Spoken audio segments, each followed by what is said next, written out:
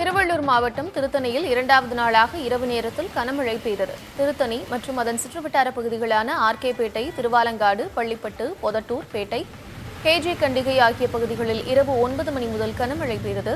தொடர் மழையால் கழிவுநீருடன் மழைநீரும் கலந்து சாலைகளில் பெருக்கெடுத்து ஓடியதால் சாலையில் நடந்து சென்றவர்களும் வாகன ஓட்டிகளும் மிகுந்த சிரமத்திற்கு ஆளாகினர். காலை முதல் வெயில் வாட்டி வந்த நிலையில் இரவில் மழை பெய்ததால் வெப்பம் தணிந்து குளிர்ச்சியான சூழல் நிலவியது.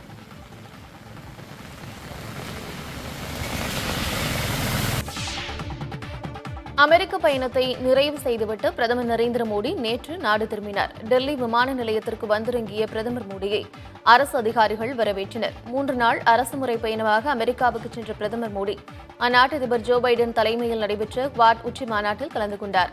தொடர்ந்து அமெரிக்கா, ஆஸ்திரேலிய, ஜப்பான் நாடுகளின் தலைவர்களுடன் தனித்தனியே இருதரப்பு பேச்சுவார்த்தை நடத்திய பிரதமர் மோடி ஐநா பொதுச்சபை மாநாட்டில் கலந்து கொண்டு உரையாற்றினார். இதற்கிடையே யுக்ரைன், பாலஸ்தீனம், நேபாளம், வியட்நாம் ஆகிய நாடுகளின் தலைவர்களை தனித்தனியே சந்தித்து பேச்சுவார்த்தை நடத்தினார். இந்நிலையில் 3 நாட்கள் அடுத்தடுத்து பல்வேறு நிகழ்ச்சிகளில் கலந்து கொண்ட பிரதமர் மோடி நாடு திரும்பியிருக்கிறார். சர்ச்சைக்கு மத்தியிலும் திருப்பதி ஏழுமலையான் கோயிலில் லட்டு விற்பனை அமோகமாக நடைபெற்று வருகிறது. ஒய்எஸ்ஆர் காங்கிரஸ் கட்சி ஆட்சி காலத்தில் ஏழுமலையான் கோயில் லட்டில் மாட்டுக் கொழுப்பு கலக்கப்பட்டதாக பெரும் சர்ச்சை வெடித்துள்ளது. இதனால் கோயிலில் பரிகார பூஜையும் செய்யப்பட்டது.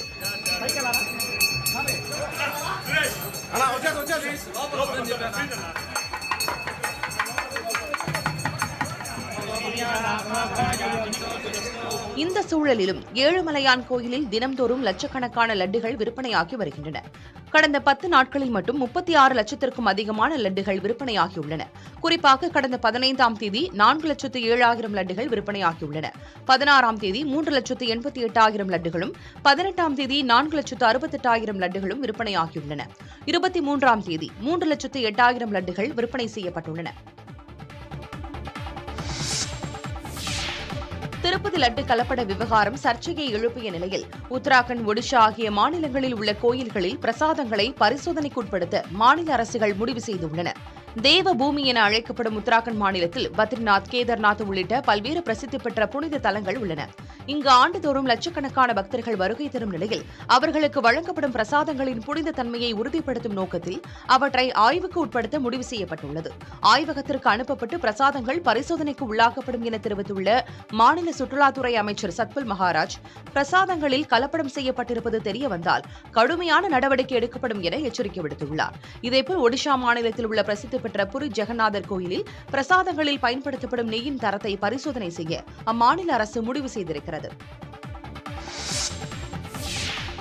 திருப்பதி லட்டு விவகாரத்தில் தனது கருத்துக்களை பவன் கல்யாண் தவறாக புரிந்து கொண்டுள்ளதாக நடிகர் பிரகாஷ் ராஜ் விளக்கமளித்துள்ளார்.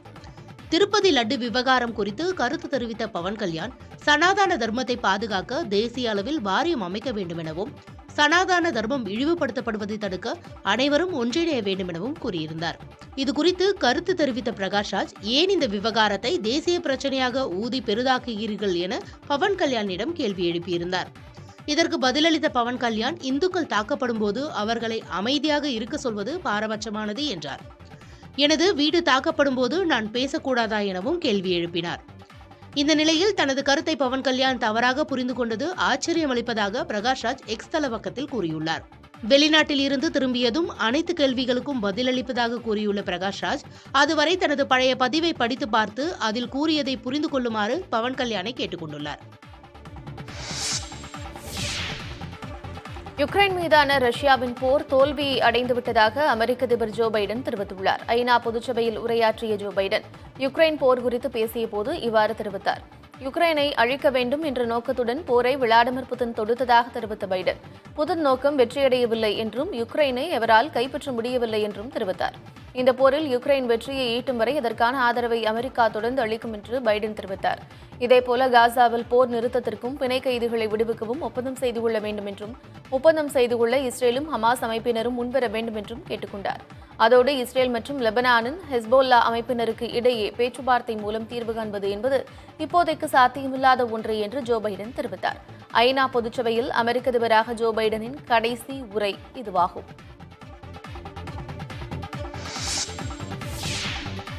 யுக்ரைன் பிராந்தியத்தில் அமைதியை நிலைநாட்ட ரஷ்யாவுக்கு அழுத்தம் கொடுக்க வேண்டும் என்று யுக்ரைன் அதிபர் விளாடிமிர் ஜெலன்ஸ்கி கேட்டுக் கொண்டார்.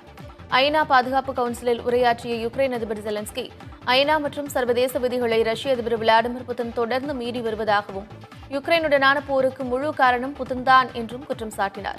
இப்படி வரம்பு மீறிய நடவடிக்கைகளில் ஈடுபட்டு வரும் புதின் சுயமாக இவற்றை நிறுத்திக் கொள்ள வாய்ப்பில்லை என்று கூறிய ஜெலன்ஸ்கி பேச்சுவார்த்தை மூலம் அமைதியை நிலைநாட்ட முடியாது என்று தெரிவித்தார். போரை முடிவுக்கு கொண்டு வந்து பிராந்தியத்தில் அமைதி திரும்புவதற்கு ரஷ்யாவுக்கு அழுத்தம் கொடுக்க வேண்டும் என்றும் யுக்ரைன் அதிபர் விளாடிமிர் ஜெலன்ஸ்கி தெரிவித்தார்.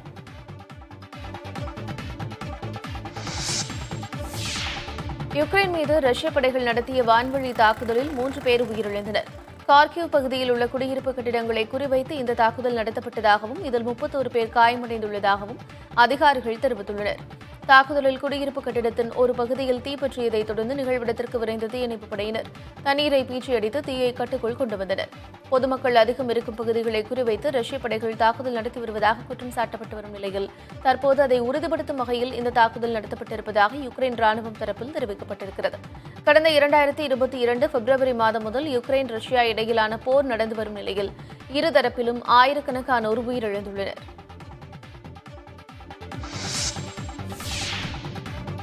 லெபனானில் இஸ்ரேல் படைகள் நடத்திய தாக்குதலில் ஹெஸ்புல்லா அமைப்பின் மூத்த தளபதி ஒருவர் உயிரிழந்துள்ளதாக தகவல் கிடைத்துள்ளது. பெய்ரூட்டில் உள்ள அடுக்குமாடி கட்டடம் ஒன்றின் மீது குண்டுகளை வீசி நடத்தப்பட்ட இந்த தாக்குதலில் ஹெஸ்புல்லா தளபதி கோபேசி உயிரிழந்துள்ளார். ராக்கெட் மற்றும் ஏவுகணைகளை வீசி தாக்குதல் நடத்தும் குழுவினரின் தளபதியாக இருந்து வந்த கோபேசி இஸ்ரேல் மீதான பல்வேறு தாக்குதல்களுக்கு முக்கிய காரணமானவராக இருந்துள்ளதாக இஸ்ரேல் தரப்பில் தெரிவிக்கப்பட்டுள்ளது. இஸ்ரேல் லெபனான் இடையிலான போரில் உயிரிழந்துள்ள முதல் ஹெஸ்புல்லா தீவிரவாதி கோபைசி என்பது குறிப்பிடத்தக்கது.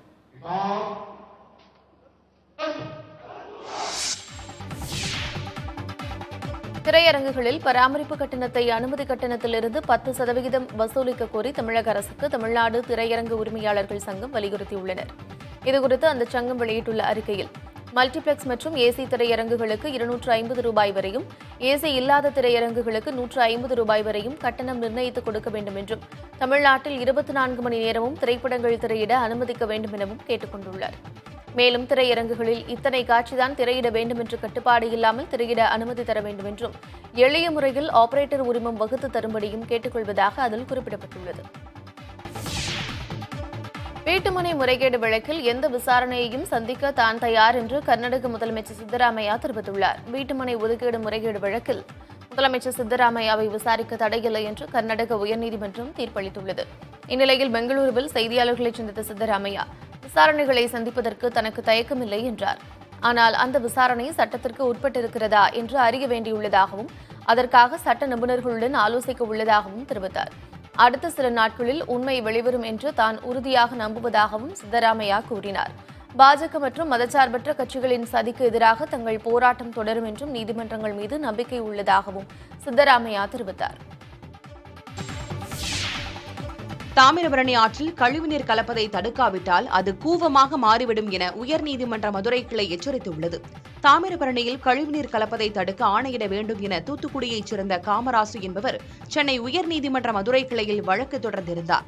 இதை விசாரித்த நீதிபதிகள் தாமிரபரணியில் கழிவுநீர் கலப்பது தடுக்கப்படாவிட்டால் அது கூவம் போல் மாறும் அபாயம் உள்ளதாக தெரிவித்தனர். தாமிரபரணி ஆற்றில் ஒரு சொட்டு கழிவுநீர் கூட கலக்காத வகையில் உள்ளாட்சி அமைப்புகள் நடவடிக்கை எடுக்க வேண்டும் எனவும் நீதிபதிகள் உத்தரவிட்டனர். இதையும் மீறி கழிவுநீர் கலக்கப்பட்டால் கோடிக்கணக்கான ரூபாய் அபராதம் விதிக்க நேரிடும் என்றும் நீதிபதிகள் கூறினர். தாமிரபரணி ஆறு பராமரிப்பு குறித்து பொதுப்பணித்துறையின் நீர்வள ஆதார அமைப்பின் தலைமை பொறியாளர் வரும் 26ஆம் தேதி நேரில் ஆஜராகி விளக்கம் தர வேண்டும் என நீதிபதிகள் குறிப்பிட்டனர். தாமிரபரணி ஆற்றில் உள்ள 84 மண்டபங்கள் படித்துறைகளை பராமரிப்பது யார் என்றும் பதில் மனு தாக்கல் செய்யவும் நீதிபதிகள் அமர்வு ஆணையிட்டது. குடியரசு முன்னாள் தலைவர் அப்துல் கலாம் நினைவிடத்துக்கு இடம் ஒதுக்கி பிறப்பிக்கப்பட்ட அரசாணைக்கு உயர்நீதிமன்ற மதுரை அமர்வு தடை விதித்துள்ளது. ராமநாதபுரம் பேக்கரும்பு பகுதியைச் சேர்ந்த சிலர் உயர்நீதிமன்ற மதுரை அமர்வில் மனு ஒன்றை தாக்கல் செய்தனர். அதில் பேக்கரும்பில் மயானமாக வகைப்படுத்தப்பட்டுள்ள இடத்தின் ஒரு பகுதியில் குடியரசு முன்னாள் தலைவர் அப்துல் கலாமின் நினைவிடம் அமைந்துள்ளதாக குறிப்பிட்டிருந்தனர். எஞ்சிய இடத்தில் மாடசாமி கோயில், சுனாமி குடியிருப்பு உள்ளிட்டவை உள்ள நிலையில் அந்த நிலத்தையும் நினைவிடத்திற்கு ஒதுக்கி அரசாணை பிறப்பிக்கப்பட்டிருப்பதாக தெரிவித்திருந்தனர். நிலத்தை ஒதுக்க பொதுமக்கள் ஒப்புதல் அளித்திருப்பதாக அதிகாரிகள் அளித்த தவறான அறிக்கையின் அடிப்படையில் அரசாணை பிறப்பிக்கப்பட்டுள்ளதாகவும் எனவே அதனை ரத்து செய்ய வேண்டும் எனவும் கோரியிருந்தனர். அண்மையில் மாடசாமி கோயிலை அதிகாரிகள் அகற்ற முயன்றதையும் மனுதாரர்கள் சுட்டிக்காட்டியிருந்தனர். மனுவை விசாரித்த நீதிமன்றம் அரசாணைக்கு இடைக்கால தடை விதித்தது. மேலும் இந்த வழக்கில் ராமநாதபுரம் ஆட்சியர் பதிலளிக்கவும் ஆணையிட்டுள்ளது. பள்ளிகளுக்கான காலாண்டு விடுமுறையை நீட்டிப்பது குறித்து ஆலோசித்து முடிவெடுக்கப்படும் என அமைச்சர் அன்பில் மகேஷ் பொய்யாமொழி கூறினார். ராமநாதபுரத்தில் அப்துல் கலாம் நினைவிடத்தில் செய்தியாளர்களை சந்தித்த அவர், பெண்கள் பயிலும் உயர்நிலை பள்ளிகளை மேல்நிலை பள்ளிகளாக தரம் உயர்த்த பட்டியல் தயாரிக்கப்பட்டுள்ளதாகவும் தெரிவித்தார். காலாண்டு தான் சொல்லியிருக்கோம். 28-29 முடிஞ்சிச்சுன்னா அக்டோபர் 3 நம்ம திருப்பி ஸ்கூல்ஸ் நம்ம ஆரம்பிச்சிடும். அதை கூட கொஞ்சம் நீடித்து தர வேண்டும் என்று சொல்லியிருக்கிறார்கள்.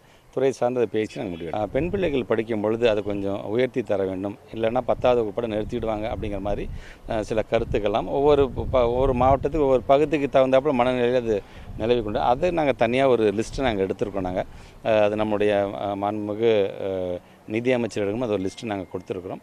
அது மிக விரைவில், ஏன்னா அவரும் ஒரு பள்ளிக்கல்வித்துறை அமைச்சராக இருந்தவர் தான், கண்டிப்பாக அதுக்கு ஒரு நல்ல தீர்வு எடுத்தனர். எல்லாமே பார்த்திங்கன்னா நிதி சார்ந்து இருக்கின்றது. சுருக்குமடி வலையை தடை செய்ய கோரி நாகை காரைக்கால் மீனவர்கள் நடத்திய வேலை நிறுத்த போராட்டம் திரும்ப பெறப்பட்டுள்ளது. தமிழக அரசால் தடை செய்யப்பட்ட சுருக்குமடி வலைகளை பயன்படுத்தி மீன்பிடிப்பதால் நாட்டுப்படகு மீனவர்கள் பாதிக்கப்படுவதாக வேதனை தெரிவித்தனர். சுருக்குமடி வலைகள் பயன்படுத்துவதை கண்டித்து நாகை மற்றும் காரைக்கால் மீனவர்கள் 22ஆம் தேதி முதல் காலவரையற்ற வேலை நிறுத்த போராட்டத்தை அறிவித்தனர். 24ஆம் தேதி அக்கரைப்பேட்டையில் நடைபெற்ற கூட்டத்தில் பேசிய பஞ்சாயத்தார், இனிவரும் காலங்களில் நாகை, மயிலாடுதுறை, காரைக்கால் ஆகிய மாவட்ட மீனவர்கள் சுருக்குமடி வலையை பயன்படுத்துவது இல்லை என தீர்மானம் நிறைவேற்றினர். சுருக்குமடி வலை, அதிவேக இன்ஜின், அங்கீகரிக்கப்படாத விசைப்படகு ஆகியவற்றை கையகப்படுத்தி நடவடிக்கை எடுக்க மாவட்ட ஆட்சியர்கள், மீன்வளத்துறை இயக்குநர், மீன்வளத்துறை அமைச்சர் ஆகியோரை சந்தித்து மனு அளிக்கவும் முடிவு செய்தனர். இதன் மூலமாக காலவரையற்ற வேலை நிறுத்தம் முடிவுக்கு வந்துள்ளது. உள்ளாட்சி அமைப்புகளுக்கு அதிகாரம் இல்லாததால் தேர்ந்தெடுக்கப்பட்ட பிரதிநிதிகள் கைதி போல் இருப்பதாக மார்க்சிஸ்ட் கம்யூனிஸ்ட் மாநில செயலாளர் கே. பாலகிருஷ்ணன் கூறியுள்ளார். உள்ளாட்சி அமைப்புகளுக்கு கூடுதல் அதிகாரம் வழங்க கோரி மார்க்சிஸ்ட் சார்பில் சென்னையில் ஆர்ப்பாட்டம் நடைபெற்றது. அப்போது பேசிய பாலகிருஷ்ணன், சொத்து வரியை உயர்த்த கோரி உள்ளாட்சி அமைப்புகளை மாநில அரசு கட்டாயப்படுத்துவதாக தெரிவித்தார். இதுபோன்ற செயல்களால் உள்ளாட்சி அமைப்புகளின் சுதந்திரம் பறிக்கப்படுவதாக தெரிவித்தார். உள்ளாட்சிகளின் கருத்தை அறியாமல் அவற்றை பேரூராட்சி மற்றும் நகராட்சிகளோடு இணைக்கக்கூடாது என்று வலியுறுத்தினார். உள்ளாட்சிகளின் அதிகாரத்தை உத்தரவாதப்படுத்தாவிட்டால் அது மத்திய அரசின் அதிகார குவிப்பிற்கு சாதகமாகிவிடும் எனவும் அவர் குறிப்பிட்டார். மத்திய அரசுக்கு ஏராளமான அதிகாரங்கள் இருக்கிற அதிகாரம் போதாது, எனவே எங்களுக்கு கூடுதல் அதிகாரத்தை வேண்டும் என்று மாநில அரசுகள் கோரிக்கை வைத்துக் கொண்டே இருக்கிறது. ஆனால் இந்த 3வது ஆட்சி முறையாக இருக்கிற உள்ளாட்சி பஞ்சாயத்து ஆட்சி முறைக்கு எந்த அதிகாரமும் இல்லாமல் அது தேர்ந்தெடுக்கப்பட்ட பிரதிநிதிகள் ஏதோ கைதிகளைப் போல இருக்கிற நிலைமை என்பதுதான் ஏற்படுகிறது. மாநில அரசுகளுக்கான அதிகாரங்களும் உள்ளாட்சி அமைப்புகளுக்கான அதிகாரங்களும் உத்தரவாதப்படுத்தப்படாவிட்டால் மைய அரசை நோக்கி முயற்சிக்கிற மத்திய அரசுடைய நோக்கங்களுக்கு அது பலனளிப்பதாக ஆகிவிடும் என்பதைத்தான் இந்த அழுத்தமாக நாங்கள் சுட்டிக்காட்ட விரும்புகிறோம். பழனி பஞ்சாமிர்தம் குறித்து வதந்தி பரப்பியதாக பாஜக நிர்வாகி மீது பழனி காவல்துறையினர் வழக்கு பதிவு செய்துள்ளனர். திருப்பதி லட்டுக்கு நெய் விநியோகம் செய்த நிறுவனத்திடமிருந்தே பழனி முருகன் கோயிலில் பஞ்சாமிர்தம் தயாரிக்க நெய் வாங்கப்படுவதாக பாஜக நிர்வாகி செல்வகுமார் சமூக வலைதளத்தில் பதிவிட்டிருந்தார். இதனை திட்டவட்டமாக மறுத்த கோயில் நிர்வாகம் பஞ்சாமிர்தம் குறித்து அவதூறு பரப்பியதாக பாஜக நிர்வாகிகள் செல்வகுமார், வினோஜ் பி செல்வம் மற்றும் திரைப்பட இயக்குநர் மோகன்ஜி ஆகியோர் மீது அடிவாரம் காவல்துறையினரிடம் புகார் அளித்தது. இந்த புகாரின் பேரில் செல்வகுமார் மீது காவல்துறையினர் வழக்கு பதிவு செய்துள்ளனர். சமூக வலைதளங்களில் தவறான தகவல்களை பரப்புவது, மக்களிடம் குழப்பத்தை ஏற்படுத்தும் வகையில் தகவல் பரப்புவது என 2 பிரிவுகளின் கீழ் வழக்கு பதிவு செய்யப்பட்டுள்ளது. பஞ்சாமிர்தம் குறித்து அவதூறு பரப்புவோர் மீது நடவடிக்கை எடுக்கப்படும் என பழனி கோயில் நிர்வாகம் எச்சரித்துள்ளது குறிப்பிடத்தக்கது. சென்னை கிண்டி ரேஸ்கோர்ஸ் குத்தகை ஒப்பந்தத்தை ரத்து செய்ததை எதிர்த்து தொடரப்பட்ட வழக்கை அவசரமாக விசாரிக்க கோரிய மனுவின் மீதான தீர்ப்பை சென்னை உயர்நீதிமன்றம் ஒத்திவைத்துள்ளது. கிண்டி ரேஸ் கிளப் நிர்வாகம் 730 கோடி ரூபாய் குத்தகை நிலுவைத் தொகையை செலுத்தாததால் ஒப்பந்தத்தை தமிழக அரசு அண்மையில் ரத்து செய்தது. இதை எதிர்த்து ரேஸ் கிளப் தரப்பில் உயர்நீதிமன்றத்தில் உரிமையியல் வழக்கு தொடரப்பட்டதுடன் இதனை அவசரமாக விசாரிக்கவும் மனு தாக்கல் செய்யப்பட்டது. குத்தகை ஒப்பந்தம் ரத்து செய்யப்பட்டு நிலம் சுவாதீனமும் எடுக்கப்பட்டு விட்டதால் உடனடியாக நிவாரணம் கோர முடியாது எனவும் பல தகவல்களை மறைத்து மனு தாக்கல் செய்யப்பட்டுள்ளதாகவும் தமிழக அரசு தரப்பில் வாதிடப்பட்டது. ரேஸ் கிளப் இடத்தில் பசுமை பூங்கா அமைக்கப்பட்டால் சென்னை மக்களுக்கு மிகப்பெரிய நன்மையாக இருக்கும் எனவும் அரசு தரப்பில் தெரிவிக்கப்பட்டது. குத்தகைக்கான காலம் முடிந்தாலும் முறையாக நோட்டீஸ் அளிக்காமல் காலி செய்ய வலியுறுத்தக்கூடாது என்ற உச்சநீதிமன்ற தீர்ப்பை மேற்கோள் காட்டி ரேஸ் கிளப் தரப்பு வாதிட்டது. இருதரப்பு வாதங்களையும் கேட்ட நீதிபதிகள் தீர்ப்பு தேதியை ஒத்திவைத்தனர். தமிழகத்தில் அதிகாரிகள் பொறுப்பில்லாமல் செயல்படுவதாக முதலீடு செய்ய வருபவர்கள் கூட திரும்ப சென்று விடுவதாக சொன்ன சென்னை உயர்நீதிமன்ற மதுரை அமர்வு விமர்சித்திருக்கிறது. ராமநாதபுரம் மாவட்டம் முதுகுளத்தூர் தாலுகா, சாயல்குடி தாலுகா உள்ளிட்ட பகுதிகளில் உள்ள நீர்வரத்து கால்வாய்களில் உள்ள சீமை கருவேல மரங்களை வெட்டி அகற்றி தூர்வார அனுமதி அளிக்க உத்தரவிடக் கோரி சென்னை உயர்நீதிமன்ற மதுரை அமர்வில் இளைஞர்கள் சார்பில் வழக்கு தொடரப்பட்டது. ஒரு தொண்டு நிறுவனம் சார்பில் தொடரப்பட்ட வழக்கு நீதிபதிகள் சுப்பிரமணியம், சுந்தர்மோகன் அமர்வில் விசாரணைக்கு வந்தது. அப்போது ஆயிரக்கணக்கான இளைஞர்கள் ஆர்வமாக தொண்டு செய்ய வருகிறார்கள். ஆனால் இவர்களுக்கு அரசு அதிகாரிகள் போதிய ஒத்துழைப்பை கொடுப்பதில்லை என்று நீதிபதிகள் தெரிவித்தனர். தமிழக முதல்வர் வெளிநாடுகளுக்கு சென்று முதலீடுகளை ஈர்த்து வருகிறார். ஆனால் இங்குள்ள அதிகாரிகளின் பொறுப்பின்மையால் முதலீடு செய்பவர்கள் திரும்பி விடுகிறார்கள் என்று நீதிபதிகள் கருத்து தெரிவித்தனர். தொடர்ந்து மனுதாரர் கால்வாய்களை தூர்வார அனுமதி கோரிய மனுவின் மீது எடுக்கப்பட்ட நடவடிக்கை என்ன என்பது குறித்து பதில் மனு தாக்கல் செய்ய உத்தரவிட்டு வழக்கு விசாரணையை ஒத்திவைத்தனர்.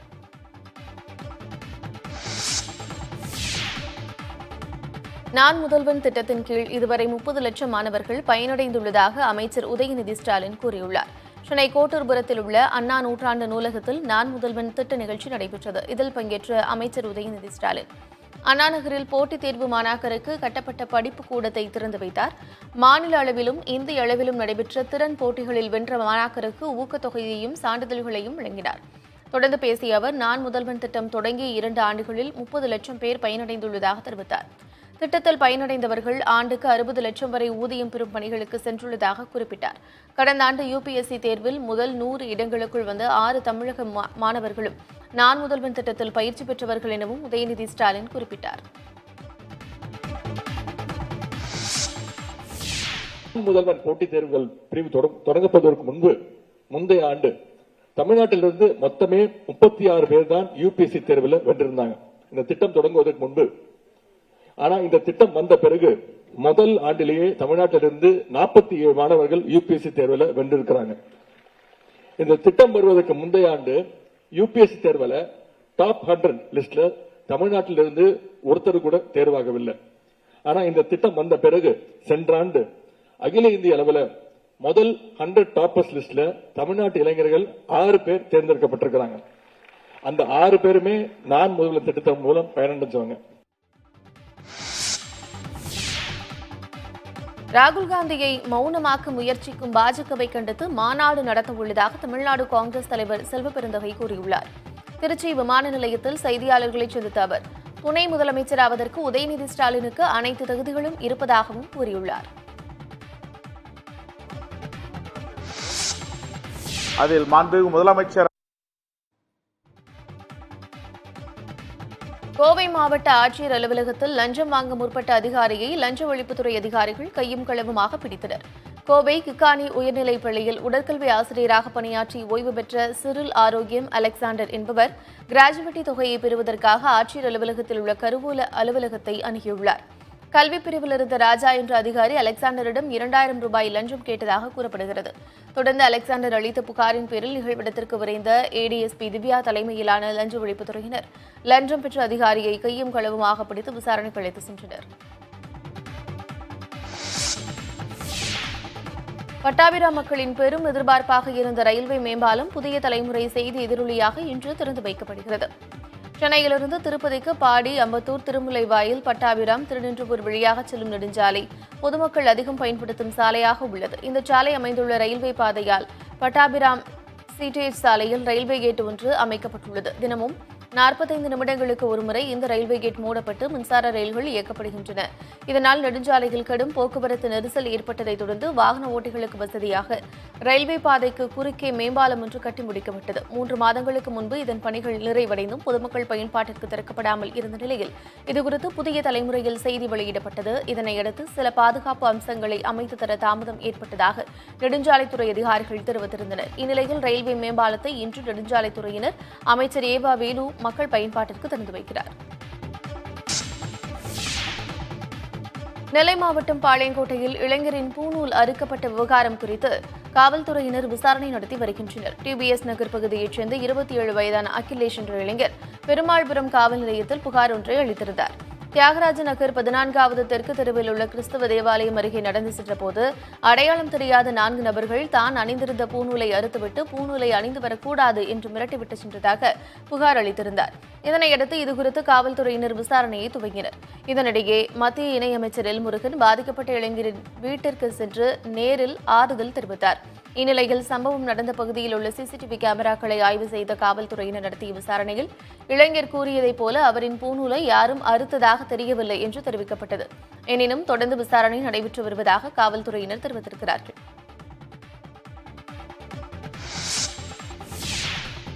ஜம்மு காஷ்மீரில் தேர்தல் பிரச்சாரத்தில் கலந்து கொண்டதாக கூறி 21 அரசு ஊழியர்களை தேர்தல் ஆணையம் பணியிடை நீக்கம் செய்துள்ளது. இதேபோல் 20 அரசு ஊழியர்கள் பணியிட மாற்றம் செய்யப்பட்டுள்ளனர்.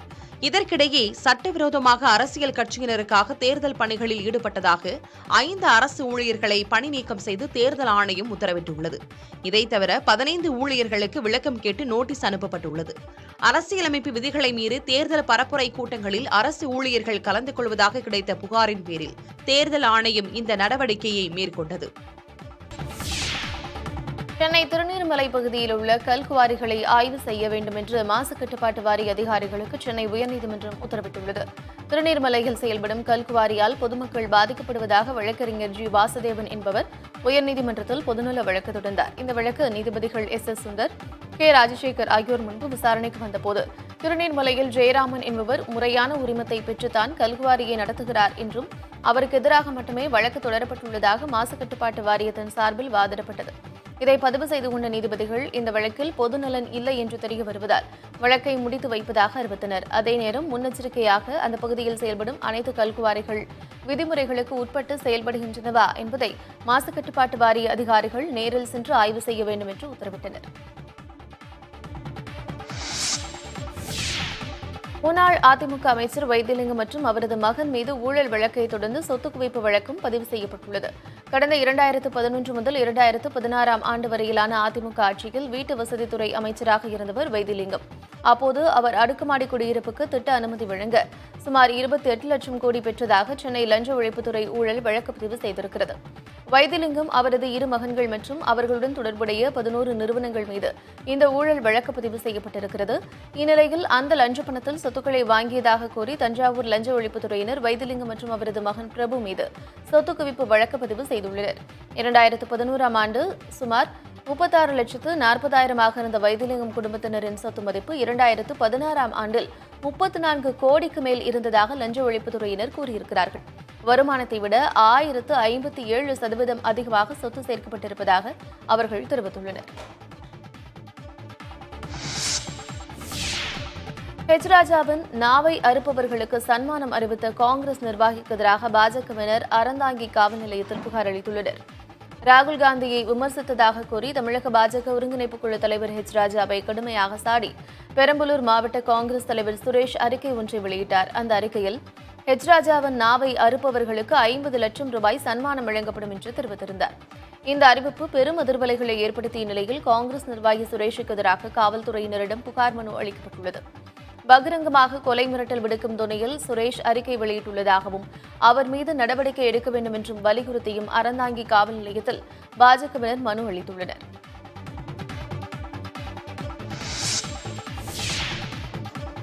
என்கவுண்டர் செய்யப்பட்ட ரவுடி சிசிங் ராஜாவின் உடல் காவல்துறை பாதுகாப்புடன் சென்னை சிட்லப்பாக்கம் சுடுகாட்டில் தகனம் செய்யப்பட்டது. தொழிலதிபர் ஆனந்தன் என்பவரை துப்பாக்கி காட்டி மிரட்டிய விவகாரத்தில் சிசிங் ராஜா மீது வேளச்சேரி காவல் நிலையத்தில் வழக்கு பதிவு செய்யப்பட்டது. ஆந்திராவில் கைது செய்யப்பட்ட ரவுடி சிசிங் ராஜாவை பதுக்கி வைத்திருந்த ஆயுதங்களை பறிமுதல் செய்ய அழைத்து சென்றபோது காவல்துறையினரை தாக்க முயன்றதாக என்கவுண்டர் செய்யப்பட்டார்.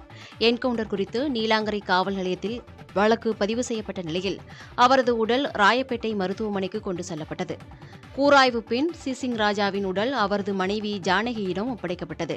தொடர்ந்து உடல் தகனம் செய்யப்பட்டது. இன்னும் 10 ஆண்டுகளில் இசையமைப்பாளர்களுக்கு வேலையில்லாமல் போய்விடும் என்று இசையமைப்பாளர் யுவன் சங்கர் ராஜா கூறியுள்ளார். கோவை கொடிஷியா மைதானத்தில் வரும் 12ஆம் தேதி யுவன் சங்கர் ராஜாவின் இசை நிகழ்ச்சி நடைபெறவுள்ளது. இதனையொட்டி செய்தியாளர்களை சந்தித்த அவர், AI மூலம் இசையமைத்தால் அது இசைக்கருவிகள் மூலம் இசையமைப்பது போல இருக்காது என்றார். ரசிகர்களின் கருத்திற்கு பிறகு கோட்ஸ் திரைப்பட பாடல்களில் திருத்தம் மேற்கொண்டதாகவும் கூறினார். தமிழக வெற்றிக் கழகத்திற்கு பாடல் கேட்டால் கண்டிப்பாக இசையமைப்பேன் எனவும் யுவன் சங்கர் ராஜா தெரிவித்தார். இன்னும் 5-10 இயர்ஸ்ல மியூசிக் டைரக்டர்ஸ்க்கே வேலை இருக்காது.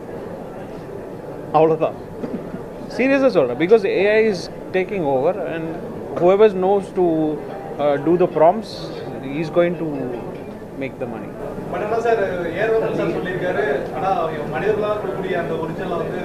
அது முடியாது. அது கன்ஃபார்ம் தான், முடியாது.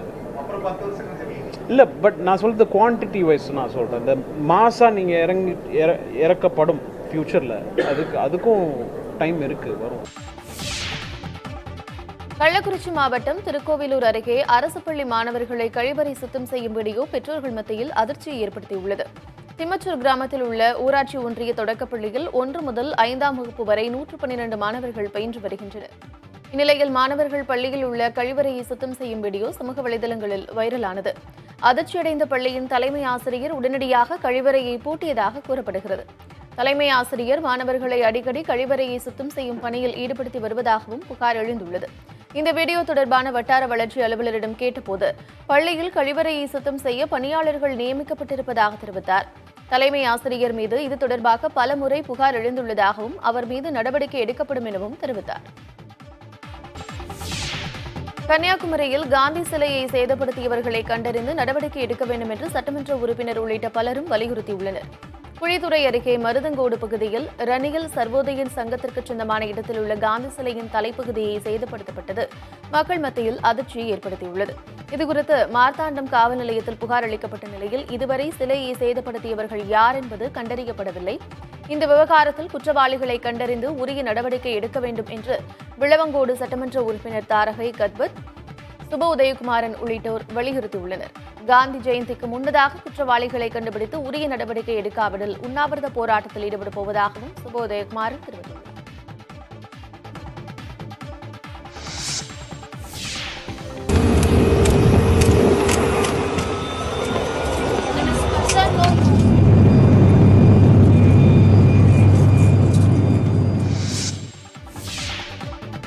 குஜராத்தில் 42 கோடி ரூபாய் மதிப்பீட்டில் கட்டப்பட்ட மேம்பாலம் இடிக்கப்பட்டு 53 கோடி ரூபாய் மதிப்பீட்டில் மீண்டும் கட்டப்பட உள்ளது.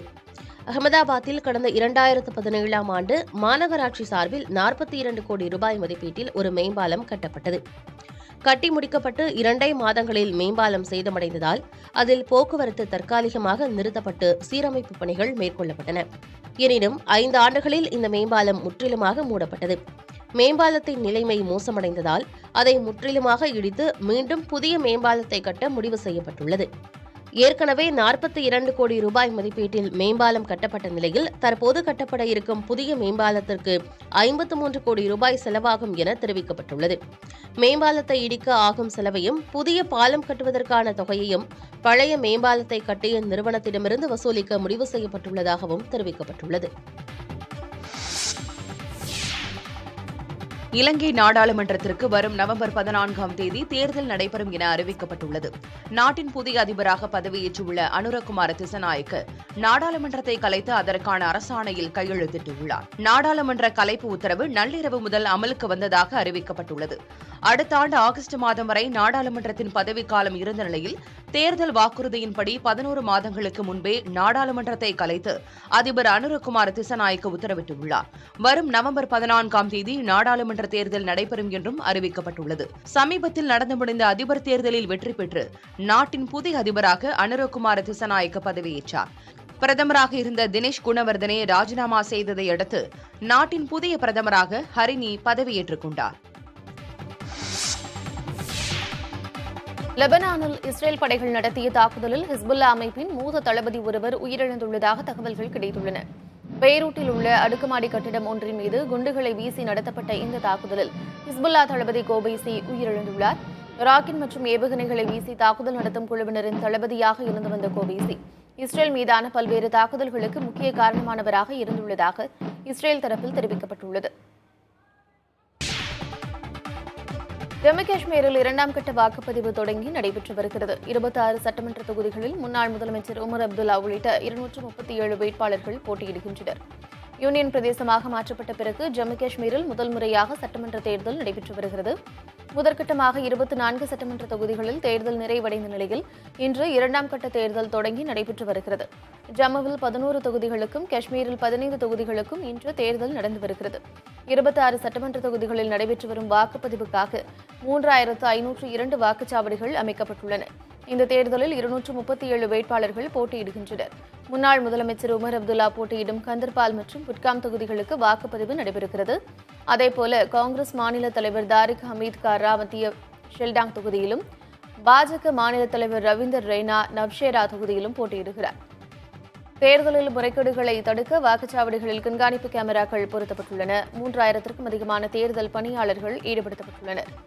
தேர்தல் நடைபெற்று வரும் பகுதிகளில் ஜம்மு காஷ்மீர் யூனியன் பிரதேச நிர்வாகம் சார்பில் பல அடுக்கு பாதுகாப்பு ஏற்பாடுகள் செய்யப்பட்டுள்ளன. திருவள்ளூர் மாவட்டம் ஆவடி அடுத்த பட்டாபிராமில் திறப்பு விழாவுக்காக தயாரான மேம்பாலம் வண்ண விளக்கு அலங்காரத்தில் கண்களை கவர்ந்தது. ஆவடி பட்டாபிராம் திருநின்றவூர் பகுதி மக்களின் நீண்ட நாள் எதிர்பார்ப்பான பட்டாபிராம் மேம்பாலம் திறக்கப்பட உள்ளது. இதையொட்டி நெடுஞ்சாலைத்துறை அதிகாரிகள் சார்பில் சிறப்பு ஏற்பாடுகள் செய்யப்பட்டது. மேம்பாலம் முழுவதும் தூய்மை செய்யப்பட்டு ஒளிரும் மின்விளக்கு அலங்காரம் செய்யப்பட்டது. திருப்பதி மார்க்கத்தில் மாற்றுப்பாதையை பயன்படுத்திய மக்கள் இன்று முதல் செவ்வாப்பேட்டை, திருவள்ளூர், திருத்தணி வழியாக திருப்பதி செல்ல உள்ளனர்.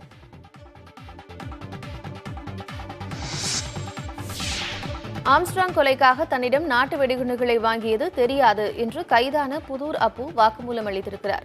பகுஜன் சமாஜ் கட்சியின் மாநில தலைவராக இருந்த ஆம்ஸ்ட்ராங் கொலை செய்யப்பட்ட வழக்கில் இதுவரை 28 பேர் கைது செய்யப்பட்டுள்ளனர். டெல்லியில் வைத்து 28வது நபராக கைது செய்யப்பட்டுள்ள அப்புவை சென்னைக்கு அழைத்து வந்து விசாரித்தனர். அப்போது சம்பவ் சிந்தலுடன் தொடர்பிருப்பதும் அவரது நண்பர்கள்தான் நாட்டு வெடிகுண்டு வாங்கினார்கள் என்பதும் தெரியவந்தது. ஆம்ஸ்ட்ராங்கை கொல்லத்தான் நாட்டு வெடிகுண்டு வாங்குகிறார்கள் என்று தெரியாது என்று கூறியுள்ள அப்பு 6 நாட்டு வெடிகுண்டுகளை கொடுத்ததாகவும் வாக்குமூலம் அளித்துள்ளார். தனது கூட்டாளிகளான விஜயகுமார், முகிலன் ஆகியோர் மூலம் ஏற்கனவே கைதாகியுள்ள ஹரிகரன் மற்றும் மொட்டைகிருஷ்ணன் ஆகியோரிடம் கொடுத்ததாகவும் அவர்கள் அருளிடம் கொடுத்ததாகவும் கூறியுள்ளார். தூத்துக்குடி மாவட்டம் கோவில்பட்டி அருகே கட்டட தொழிலாளியை வெட்டி கொன்ற 2 பேர் கைது செய்யப்பட்டுள்ளனர். கோவில்பட்டி அருகே உள்ள செண்பகப்பேரியைச் சேர்ந்த பாண்டியராஜன் கட்டட வேலை செய்து வந்தார். திருமணமாகாத அவர் கண்மாய் கரையோர பகுதியில் நடைபயிற்சிக்கு சென்றுள்ளார். அப்போது அங்கு வந்த கும்பல் அரிவாள் உள்ளிட்ட ஆயுதங்களால் அவரை சரமாரியாக தாக்கியது. இதில் பாண்டியராஜன் நிகழ்விடத்திலேயே உயிரிழந்தார். நாலாட்டின்புதூர் காவல்துறையினர் பாண்டியராஜன் உடலை மீட்டு கோவில்பட்டி அரசு மருத்துவமனைக்கு கூராய்வுக்கு அனுப்பினர். இதனிடையே கொலையான இடத்தை டிஐஜி உள்ளிட்டோர் ஆய்வு செய்தனர். விசாரணையில் முன்பகை காரணமாக செண்பகப்பேரியைச் சேர்ந்த சதீஷ் தனது நண்பர் மதனுடன் சேர்ந்து கொலை செய்தது தெரியவந்தது.